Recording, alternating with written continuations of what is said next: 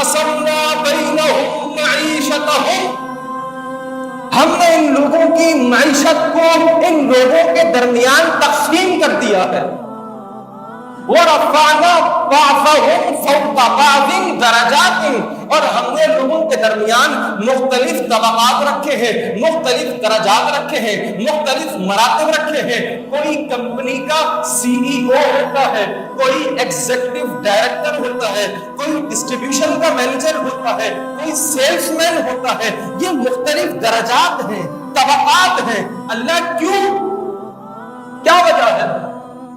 میرے پاس پیسہ کم، اس کے پاس زیادہ، اس کے پاس بڑی گاڑی، میرے پاس چھوٹی گاڑی، اس کے پاس بڑا بنگلہ، اور میں ایک کرائے کے مکان میں رہتا ہوں۔ یہ تقسیم کیوں ہے آخر؟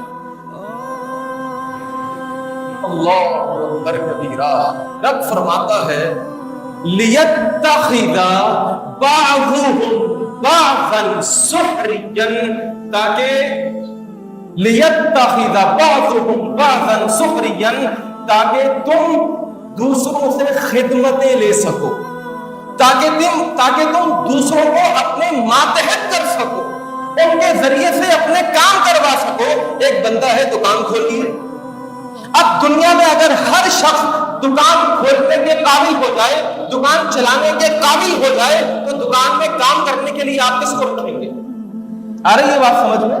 لِيَتَّخِذَ بَعْضُهُمْ بَعْضًا سُخْرِيًّا، یہ طبقات کی تقسیم، یہ مختلف مراتب، یہ مختلف درجات اس لیے رکھے ہیں تاکہ تم دوسروں سے خدمتیں لے سکو، ان کو ماتحت کر سکو، ان کو پیسے دے کر اپنا کام کروا سکو۔